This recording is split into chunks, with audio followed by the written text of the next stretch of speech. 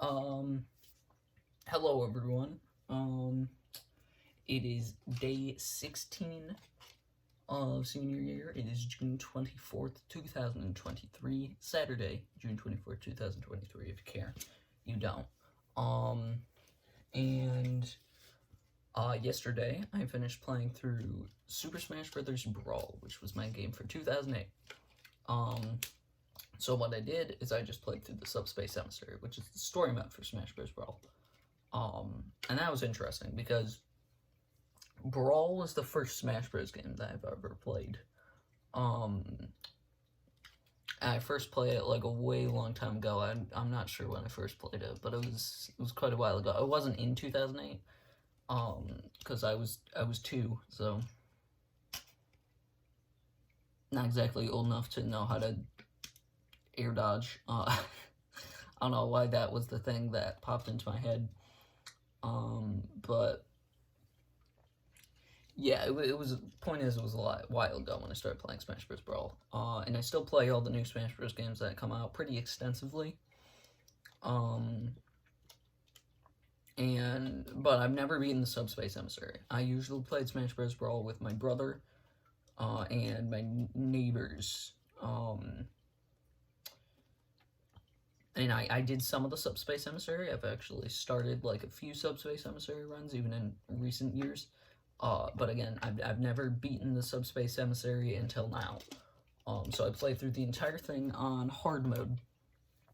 And there's 5 difficulties. Hard is the 3rd. There's like easy, medium, hard, very hard, and like extreme or something. I can't remember the name of it. But hard is the medium difficulty because that makes loads of sense. And it wasn't super difficult. I did like die a few times, but if you die, it's basically just go back to the start of the screen that you were on, so it's not all that bad.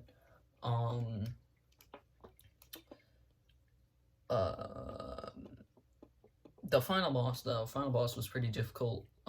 Taboo, he's got various attacks that pretty much one-shot you, and if they don't, they do like 40%, and it sucks.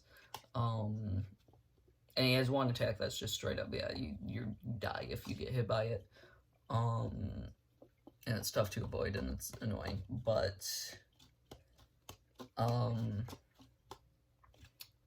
yeah, it's, I have no idea what I want to say here. Subspace Emissary, it's the best story mode, or adventure mode, or whatever that Smash Bros. Has made, because there was an adventure mode in Melee, but it was basically just like a few rooms that you ran around in, and it wasn't really anything to write home about. And then World of Light in Ultimate is not nearly as good as Subspace Emissary. So first of all, Subspace Emissary has more cutscenes. I don't really care all that much about the cutscenes. I do think some of the interactions between characters are funny.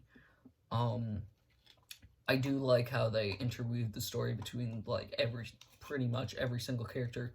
Weirdly, they only leave out 3 characters from the Subspace Emissary. Like, there's no Toon Link, there's no Wolf, and weirdest of all, there's no Jigglypuff, even though Jigglypuff's been in Smash Bros. Since the first game. Which I think is kind of lame. Apparently, according to the wiki, like, there's secret areas in some of the levels where you can get Jigglypuff, Wolf, and Toon Link, if you've already beaten Subspace Emissary, but I didn't want to do that, so I didn't. It is interesting how if you unlock a character in Subspace Emissary, you get them in, like, the multiplayer modes, the versus modes. I think that's nice. So I ended up unlocking every character except for Toon Link, Wolf, and Jigglypuff.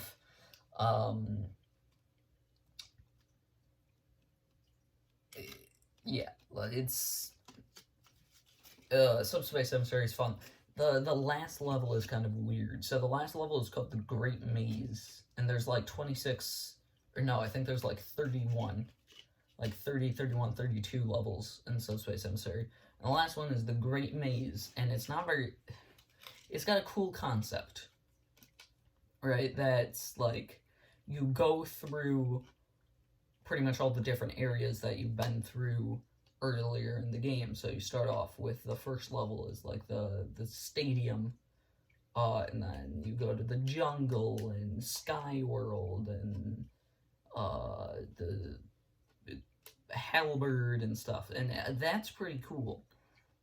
But basically you got to go through and fight shadow clones of every single character in the Subspace Emissary. So all but 3 that are in the entire game.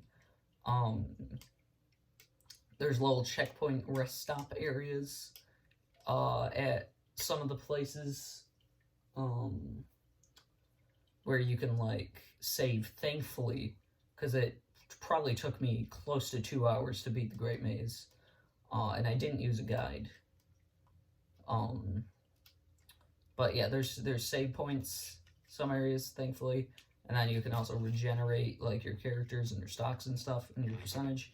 And you play through the whole thing. You choose 4 characters. You can switch them at any of the rest stops. If one of the characters dies, you just go into the next stock with the next character, and like I said, you can regenerate them at the save points. I do like that. I think the best thing about the Subspace Emissary is all the different characters from different series working together. So that was a pretty fun part about the Great Maze.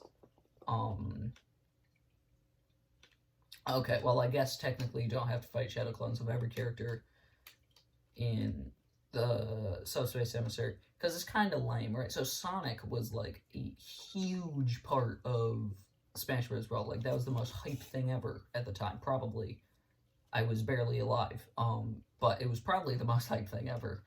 And in Subspace Emissary, you'd think he'd play like a big role. Like Snake comes into play like near the end of the game, and you play as him in like 1 or 2 levels, I think. You know, not that big of a deal.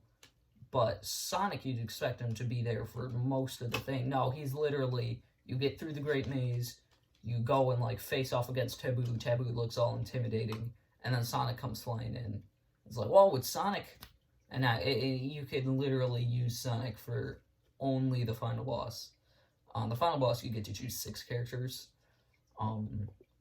So I beat it with Marth, Captain Falcon, Meta Knight, Diddy Kong, Ice Climbers, and Kirby. And I did the Great Maze with, I started off with Diddy Kong, Meta Knight, Captain Falcon, and Wario, but I eventually changed Wario to Kirby. Yeah, so that's kind of weird how Sonic's not really in there pretty much at all. And then, let's see, what else do I want to talk about? I don't have a script for any of these videos. If that wasn't obvious, it probably was obvious. Yeah, the boss fights are pretty cool. Like the first one that you do is PD Piranha, and then later on you do Rayquaza, which is pretty cool because I'm a big Pokemon fan. You probably didn't know that. I like Pokemon. Rayquaza was a cool one. You fight Porky from Earthbound.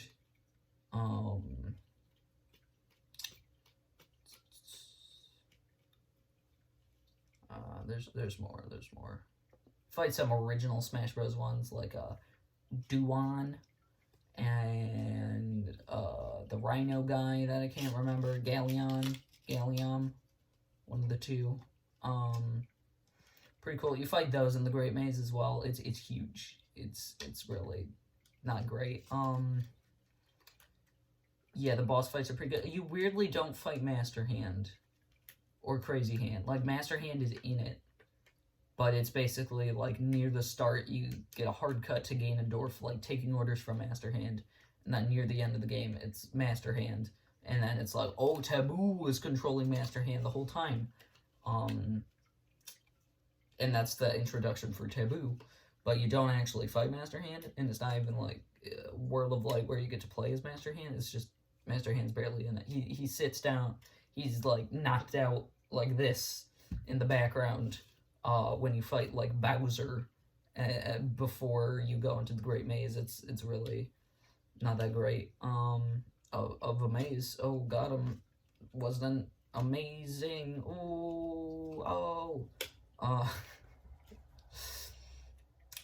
So yeah, that's basically Smash Bros. Brawl. Very nostalgic game for me. I like it. I'll give it like a 7.5. I'll give it an 8 out of 10. Why not? Can't remember if I gave Portal a rating. I'm not gonna worry about it. Smash Bros. Brawl, 8 out of 10.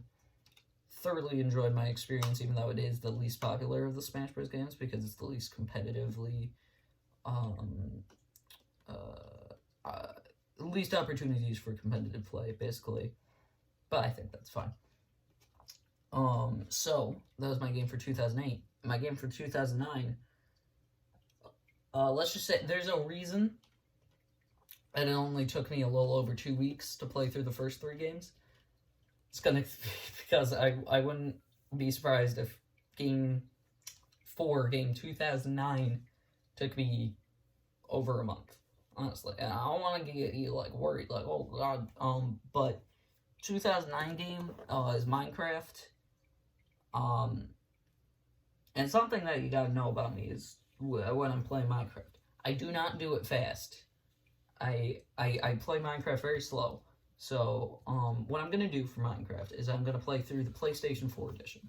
So, this will require a little bit of explanation. So, originally, 2009 Minecraft was PC only, but then later they ported it to like PS3, Xbox 360.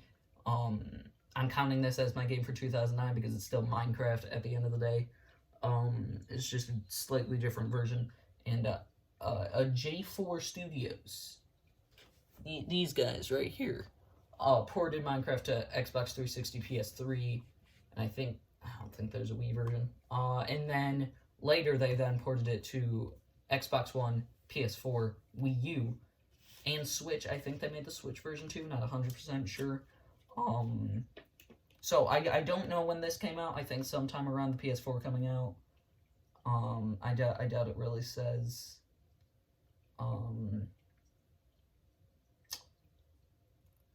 Yeah, look, it's 2009. That counts. That's good enough. But yeah, I'm gonna play through Minecraft PlayStation 4 edition, and this is old. This is an old game. Like the box is beat to heck. Like look at that. I've had this specific box, this specific copy of Minecraft PlayStation 4 edition for years and years at this point. I'll talk about that in the video. There's the back of it. That's some old Minecraft right there. So I'm going to play PlayStation 4 edition. And then I will possibly play Bedrock edition, which is what the console and Mac versions, or Windows versions of Minecraft became, was they changed it to Bedrock edition, so it's all one thing, so that you can play cross-platform, which overall I think was a good idea. I prefer PlayStation 4 edition because Bedrock edition is very buggy, unfortunately. But yeah, so Minecraft PlayStation 4 edition, probably going to be a while, and then probably Bedrock edition, because there was update 1.20 came out recently, and I haven't played it yet, and I want to do that, so, yeah, I'll